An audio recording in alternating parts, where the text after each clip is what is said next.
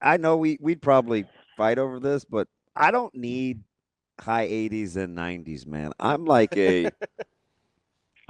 high as 75 all the time, and I'm cool, man.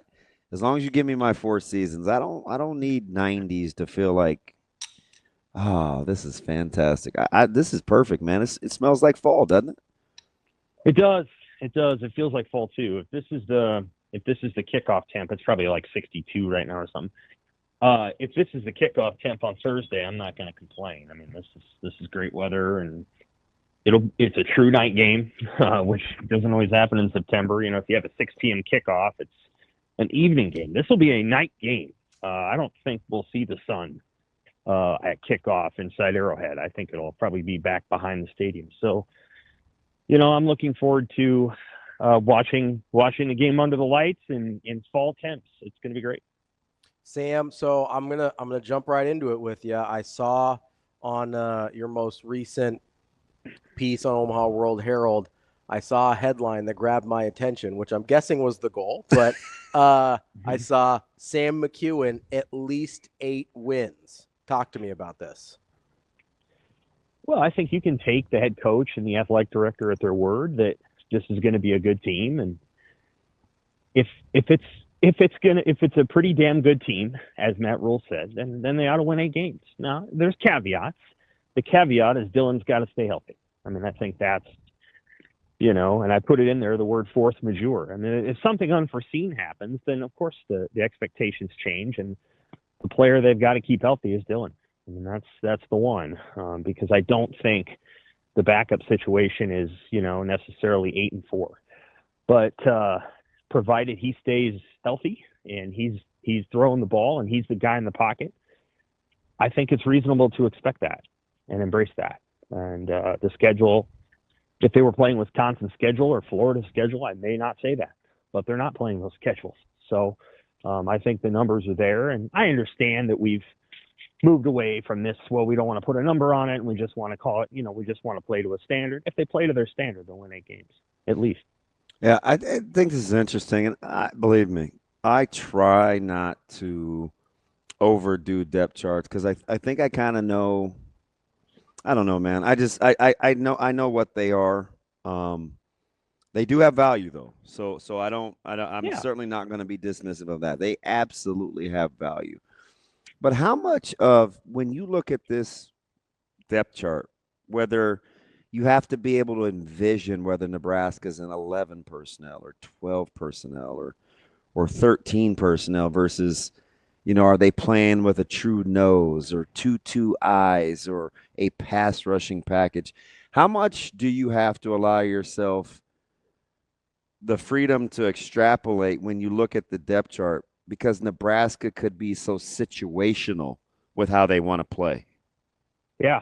I think you have to at least understand that there's probably some guys that are not listed as starters. They're going to play a lot of snaps in the game.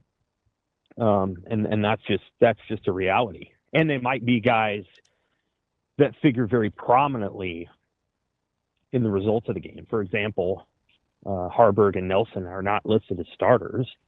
Luke Lindenmeyer is a starter, but it's not going to surprise me if Harburg or Nelson catches a 25-yard touchdown pass. We're talking to those guys after the game. The goal of I think any player is that, after the game, you feel like you really contributed to the result, a positive result. And that can be in a lot of different ways, but it's a team that's going to play some guys. Mm-hmm. And they've got some young guys that, again, may play X number of snaps Thursday and might play X plus 15 number of snaps by Michigan. It's an ongoing conversation at a lot of positions. Now, there are some positions where I think Justin Evans will probably take every meaningful snap at center this season, barring injury. That's a position that I highly value in college. I highly value the center position in college because it's not quite like the NFL because a lot of people have been saying to me, what are they going to do at left tackle? And I'm like, well, I think they're going to be okay there, but I'll be honest with you, left tackle isn't as important to me as in college as it would be in the NFL. We had a similar discussion last week, Friday. Yeah. Center is important. It's very important because these are young guys who need to be led and need to be brought together on the sidelines. You know, it's not a 33-year-old left tackle out there. Not that there are a lot of those in the NFL, but, you know, it's not a 29-year-old all-pro out there at the left tackle. It's a guy that's probably 21. And so your center needs to be a leader. So, you know, I think Justin Evans, if you're going to ask me who's the most important guy, well, Henry Lutovsky's the captain, but Justin Evans, those two guys are probably the two most important linemen in my view. So there's certain things that I think you have to learn and come to expect. And I think they need one of those linebackers, whether it's Watson Trent or Wright or Shavers, and I'm talking the off-the-ball linebackers. They need one of those guys to be really good. You know, so John Bullock, I thought the last 2 years was pretty darn good. And, you know, obviously Reimer a couple years ago had his moments too. But, you know, when they needed a play last season, John Bullock made one. You know, he made a pick six at Purdue, and he, you know, dropped into that zone and helped create Tommy Hill's interception. And he dislodged the ball in the bowl game. And they need a guy that can go do that. And it may well be Javen Wright who does it. But I'm just saying one of the three has to. One of the three has to be the guy that's making that kind of play every game. And I am intrigued to see who that's going to be, because I think Wright is probably the guy that is best positioned, but he just hasn't, you know, this is his first full true like season of playing and practicing and doing everything. So I think he's going to take the opportunity, you know, but it is an opportunity for him. He hasn't been a starter for 4 years. So it'll be intriguing to see how that group responds on Thursday. Sam, how do you kind of weigh best positioned versus physically most capable? Because that's sort of how I look at like Javen Wright versus a Vincent Shavers. Not that Javen's not physically capable, but I look at Vincent Shavers as sort of a different level of disruptive athlete. So I would look at him and to what you're talking about, filling that John Bullock role. Like physically, I would look at Vincent Shavers and be like, oh, he's the most capable of creating disruptive plays like that. But then you've got the Javen Wright experience part of it where you go, hey, he's got the physical tools, but also has been around this a little bit more longer. He maybe is more likely to drop into coverage and create a pick six for somebody else that the way John Bullock did last year. So like, how do you kind of weigh those differences? Well, I mean, I think if you're going forward, moving forward physically, I think Vincent Shavers is a pretty good player. You know, he's going to meet you at the line of scrimmage and he'll get there with a bad intention. I think as a pass cover guy, there's certain limitations he has because of his height. What is he listed at? I think he's listed at 5'11". And so there was a play during the open practice where he actually covered the guy pretty well. The reality is he just couldn't swipe the ball away because he was 5'11". And Shavers is Harburg listed at 6'1", just for what it's worth. Okay, that's fine. Well, he may that's what be. the roster says. I'm not. You know, Levante David is listed at 6'1" in the NFL. It doesn't matter what their height is; it's how they play. And so, the reality is, I think there's things that Javen can bring to the table. They all know what it is, and he actually is a little bit like Deshaun McCullough was last year for Oklahoma. Javen Wright, like he can take some plays away, and you won't know that he did it. Because what he does is he deters. He's 6'5", by the way, for the comparison. Yeah, and I think he really is. He's a deterrence effect. And so, like, you know, he's the guy that's standing there and you can't make the play you like because he's there. And so I think that's something to watch too. You know, we'll see. It's got to kind of see what Cincinnati wants to do and how they want to play and what they hope to accomplish. Now they've got a couple of receivers that they really like, one of whom played at Lindenwood last year, that are larger guys. They're going to throw it downfield. Those, you know, they might throw it to them on a slant, but they got some guys they want to throw the ball over the top to. And so there may be some plays where the linebackers don't factor, and the corner play is really important. And we'll just have to see what Cincinnati tries to do. Yeah, so there's a couple things here, Sam. I think one of the things people always talk about Rhule year 3 and Coach Rhule, and we've heard it all off season, right? And while I don't know if his temperament has changed, I do think he's more mature in understanding what this team needs, right? That's just the natural progression of year 3 of being around some of these guys, right? I like the Yes. fact that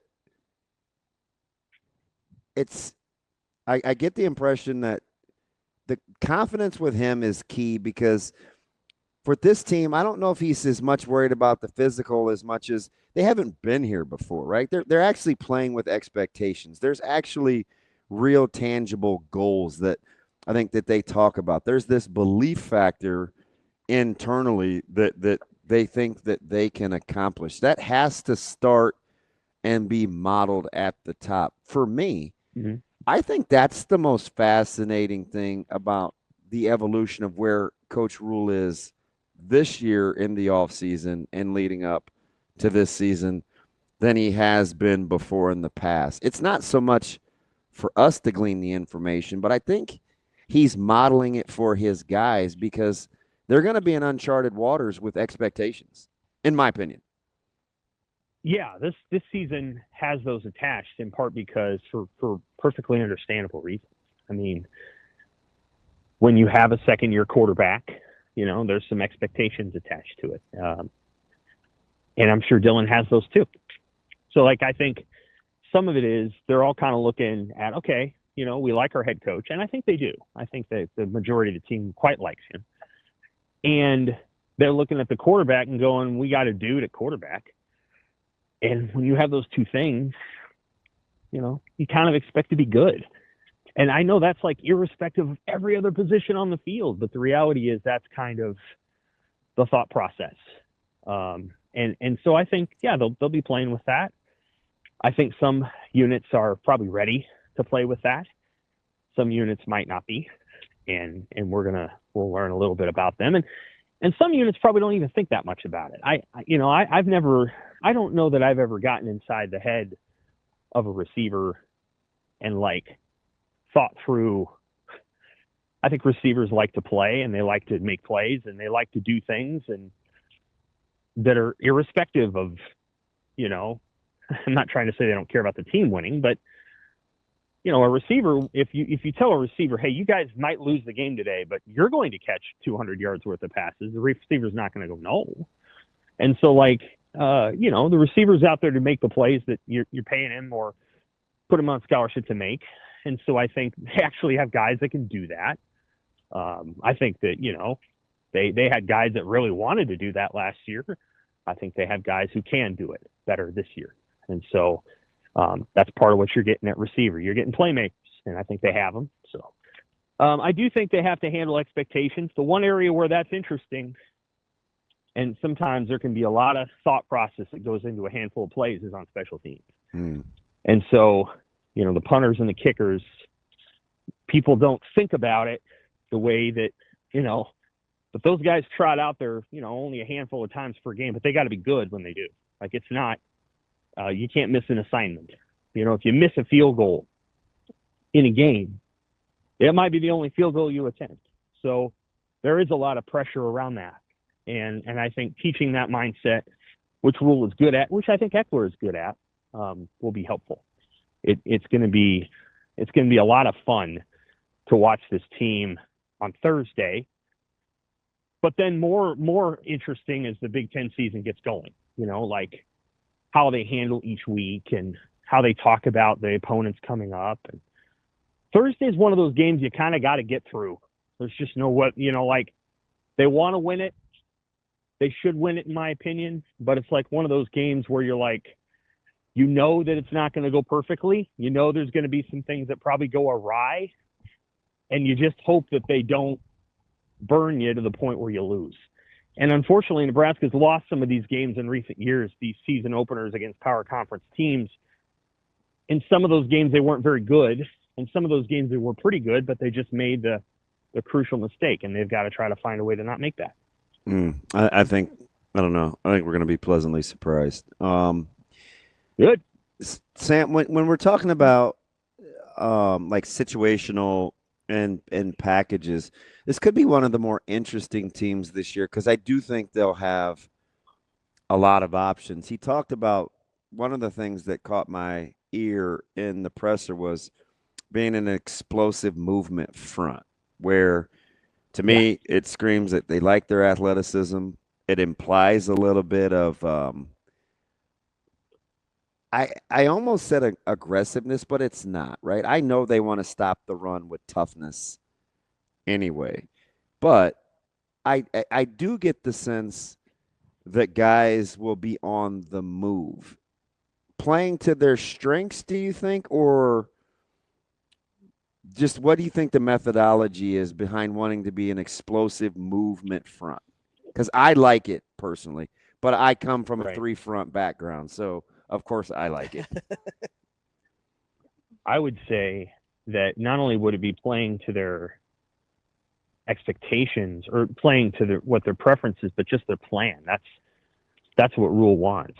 I think you can correct me if I'm wrong. I feel like Rhule was at one time a 4-down lineman guy way back, but that's changed. And so now he kind of likes those multiple fronts. And sometimes they are basically a 4-down line, and sometimes they're not. And so, yeah, I think this is what he wants. I think he wants a group that's, going to create havoc. I think he's a big believer that if you can get one negative play in a series of downs, it's hard to overcome. But, yeah. Right. That's, the chances for a punt or a turnover go way up, and that's true. And so I think he wants to create those plays, negative plays. And so I think that's the way he's designed the defense. I understand that John Butler is the coordinator and that Phil Snow is there, but, Matt Rhule is, could go and be one of the nation's best defensive coordinators tomorrow, if that's what he really wanted to do. So, he understands all that, and I think that's what they want to be, and they've recruited that way. They haven't gone out and necessarily recruited guys that are going to be 340 pounds and 6'1", the way that, Cincinnati's got a nose tackle that's 6'1" and 335, or, when Nebraska had Damian Daniels, I mean, he was 6'1.5", 6'2", 3, whatever, 30. Darian Daniels was also, big guy, same way. So, they had a little bit different defense. And so I think Rhule wants a quicker group. Nash Hutmaker was a very good player at Nebraska, but he was more of that bigger bodied, refrigerator-sized person who took up a lot of space. I think this is going to be a group that's a little quicker and moves a little bit more and creates a little bit more traffic in the middle of the field and tries to get penetration and things like that. So we'll see how that goes. I think, again, I'm curious to see how Cincinnati chooses to attack Nebraska's defense. I'm sure they have a plan in their mind, but I'm really intrigued to see how they go at it. I would think Cincinnati intends to try to, shorten the game. Yeah, I mean, he obviously wants to possess the ball just because of his history. I just think I think the matchup within the matchup is 4 new faces along Cincinnati's offensive line versus how quickly Nebraska's units can employ the game plan. Where if it's predicated on controlled chaos and movement, communication is always important among an offensive line, but it is paramount in an opener. And it's even more accentuated if you haven't played together a while. Right. I think that's where, if I just had to boil this thing down, I think that's the game within the game. It's Nebraska's front versus Cincinnati's offensive line. It'll be about other things, but if I had to pick something that I think ultimately determines the outcome, it's that. 4 new faces up front for Cincinnati in real game situation is not going to be ideal. I appreciate that perspective. I would say that I think you're probably right that if Cincinnati's able to have success offensively, then that greatly increases their chances of winning the game. I don't see Cincinnati winning, 10-7. I don't know. I think Nebraska will score some points. I do. So what it's going to take to me is more of a Nebraska was more efficient and might have even had more yards, but Cincinnati made the most of their possessions kind of game and shortened the game. So again, I think Nebraska's going to win, but you just have to play the game, and you have to settle in. And the other thing that Nebraska's got to play to is we're going to be the better team in the fourth quarter, which I think they're going to be. I think that's huge. You got to be confident about that, and you can't try to make plays early in games like, oh my God, it's 3-0. We're down 3-0. I got to make a play. No, if it's not there, you don't. You don't. So much of football is about the cumulative effect that then kicks in the third hour of the game. And, not that I think we saw some of that with the Iowa State-Kansas State game, where at the end of the game, Kansas State had better numbers, but they couldn't stop Iowa State at the end of the game. Yeah, I thought underappreciated aspect in that game was Iowa State's creativity in the ground game as the game went on. Kansas State was dominating early with pressure packages and looks, and Iowa State kind of settled in late rhythmically in the run game. I thought it was a fascinating cat and mouse matchup. It was. I'm sure there's a lot that Kansas State would like to revisit from that game, and Iowa State was the better team on that day, and for reasons that are why Iowa State's good. They don't make a ton of mistakes. They get timely quarterback play. I think Kansas State has a more talented quarterback, but it didn't matter because they misused him for a good chunk of the day. So, would you want to see him do more run? Yeah. Yeah. Oh yeah. But does he like running? On that fourth down, he kind of turned his back from the play. And I didn't love that. I thought he got first down, Avery Johnson, on that fourth and whatever it was. Mm-hmm. And I get it. Jace Brown ripped off the chunky one, but it didn't seem like K-State rushed for a $110 out of their handoff run game. No, they didn't. And I don't know. They're their own team, and Nebraska's probably not going to play them unless they play them in the the Phoenix Bowl, whatever it's called now, the Guaranteed Rate Bowl. So these two teams are not going to cross paths. But I'll be intrigued, for example, when Scott Frost goes up there in 3 weeks or 4 weeks or whatever it is, whether Kansas State has figured some of those issues out. Because I'll say this much, Scott Frost teams are going to score. He's going to go back to being who he was down there. They're going to try to outscore everybody. So, I'll be intrigued to see if Kansas State has figured out its issues by the time that he comes up to Manhattan. Sam, we'll get you out of here on this. We talk about winning games in the fourth quarter, and obviously my mind goes to depth when you talk about that. Kind of leads me back to talking about the depth chart earlier in this conversation. As you look back over the last, call it 5 or 10 years, as we've sort of tried to figure out depth charts going into the season, do you think this particular team has more, less, or about the same number of positions that you feel like backups could be starters on? Good question. I think that there's probably quite a few of those on. Again, could Cortez Mills start in lieu of Isaiah Hunter? Yeah. Or can Janiron Bonner actually start the game against Cincinnati? So technically he's the starter and Ja'Cory Barney's not. Yeah. Yes. But if you're just talking like sheer depth, I think the defense will eventually have that by the end of the year. I think they feel pretty good about 5 or 6 receivers. I think that they could roll a couple of different tight ends out there. But defensively is where I think you're going to see the most growth, both in the secondary. I think the linebackers are going to remain pretty static if those guys stay healthy. We'll see. And then on the defensive line, I think you're going to see some guys emerge as the season goes on. And, there's going to be a play against Michigan State. And again, it's who we talk to after the game. So let's say they beat Michigan State by 10 and there's a guy that has 2.5 sacks. Well, it may not be one of those starters. It may be Jordan Ochoa, and we're talking about him. Like the defense has, I think, a little bit of multiplicity and depth that is only going to get better and better and better. the way that they've built this completely team, agree. the end of year 3 is going to be better than the beginning of year 3, and year 4 is going to be better than year 3, and year 5 is going to be better than year 4. I made the case last week, Sam, with this defense, they'll literally get better by the snap, let alone the game and the course of the season. Mm-hmm.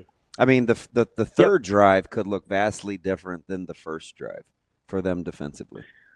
Yeah, I mean, I don't know if statistically they're going to be better than they were last year. I don't know that I necessarily see that, but that isn't necessarily what matters. Like, what you want is a defense that shows up in the biggest moments. And last year that didn't always happen. And then the year before it actually did, but the offense was so hamstrung by decision making that predated the season and whatever, that the defense, which was incredible, didn't get the credit it deserved. Like, the defense in 2023 was amazing.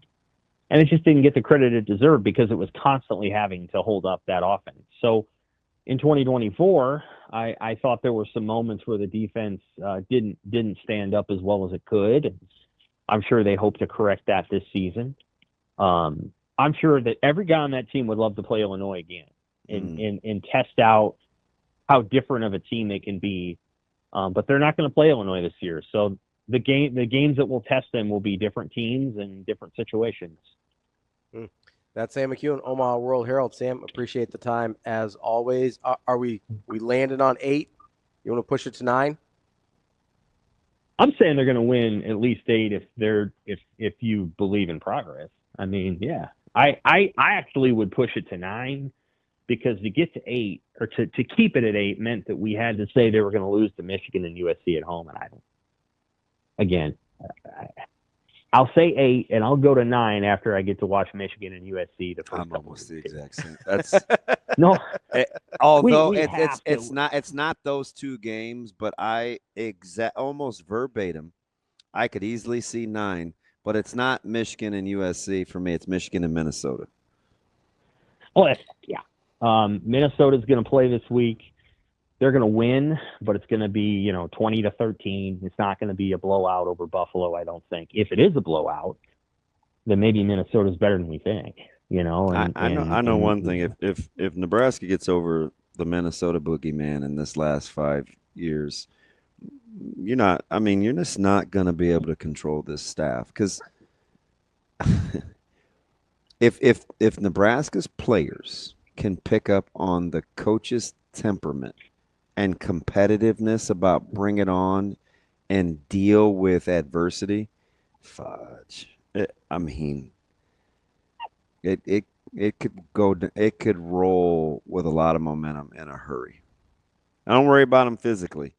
It's if they get over the emotional hump, this team becomes officially dangerous. Yes, and they have the schedule to become that if they do get over that. I mean, they start vibing with Coach Rhule's personality. Mm-hmm. They're in business. Agreed. Because that dude is fearless. Yeah, and he's a realist, right? I mean, he get a couple of teeth knocked out, but you're gonna have to get them all. Right. This is how he is. Right. Yeah. Sam, appreciate the time as always. We'll talk to you next week. Take care.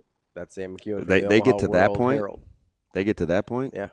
They'll be in business. Like, he's telling you without telling you. He's like, some of these games don't have to be close. Mm-hmm. Like, it's okay if you're emotionally mature enough to stay on the gas, stop checking the rearview mirror, and just drive that thing. Mm-hmm. Right? You don't always have to look over your shoulder and see who's coming. Mm-hmm. It's okay if you handle it emotionally to stay in drive. If they figure that part out, I mean, we have these questions as fans and in media of, well, I don't know, can they? Players have to get to the point where they think we will. Mm-hmm. We will. Hey, 4 new faces up front for Cincinnati. You should dominate. They got to deal with us. You should eat them. And I'm not saying 4 new faces means bad. I'm saying haven't played together. Like, this is our unit. Mm-hmm. This is what we do. We're really good with these packages. This is what we're comfortable with. We have to make that a strength. It doesn't have to be, well, a lot of us haven't I mean, we're kind of inexperienced, and we're wondering about it. Like, that's not how players think. It's not how they should Not how think, they should think. Some do. right? So And I would argue over the past several years in Nebraska, a lot of have. I say this all the time: misery's optional, and so is fear. Yeah. Do with it what you will. I'm just saying. They start taking on Coach Rhule's personality. Look at that. How many fingers are up right there? That's 10. 10, 10. not 10. 10? 10. 10? 10.